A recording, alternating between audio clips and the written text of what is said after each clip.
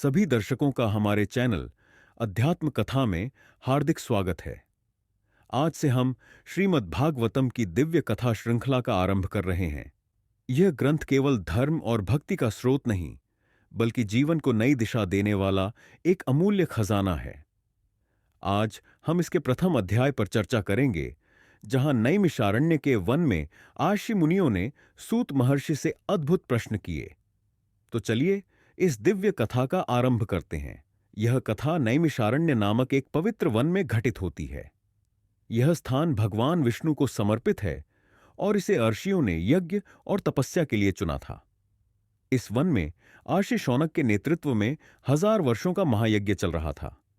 इस महायज्ञ के दौरान सूत महर्षि का आगमन हुआ।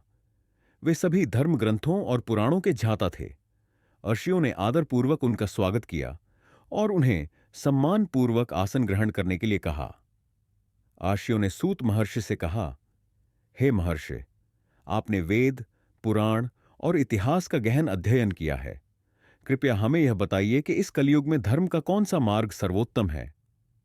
कौन सा ग्रंथ हमारी आत्मा को शांति और मोक्ष प्रदान कर सकता है?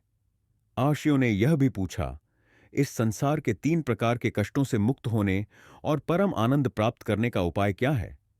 सूत महर्षि ने उत्तर दिया, हे ऋषियों, श्रीमद् भागवतम वेदों के कल्पवृक्ष का पका हुआ फल है।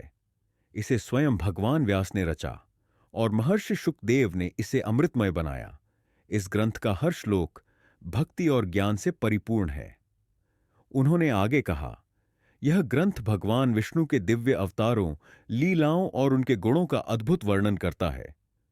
इसका श्रवण मात्र ही मनुष्य को पवित्र कर देता है और उसे परम धाम तक पहुंचाने में सक्षम है। सूत महर्षि ने कहा, भगवान के नाम का स्मरण करते ही भय का नाश हो जाता है। जो लोग उनके चरणों की शरण लेते हैं, वे तुरंत पवित्र हो जाते हैं।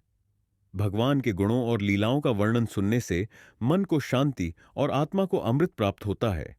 सूत महर्षि ने बताया, कलयुग में मनुष्य अल्पायु, दुर्बल और अविवेकी हो गया है। ऐसे समय में श्रीमद् भागवतम का श्रवण और मनन ही उसे पवित्रता, भक्ति और मोक्ष की ओर ले जा सकता है। ऋषियों ने सूत महर्षि से निवेदन किया, हे महर्षि, कृपया हमें भगवान श्री कृष्ण की लीलाओं और अवतारों की कथा सुनाइए। हम सभी श्रद्धा से इस कथा का श्रवण करेंगे।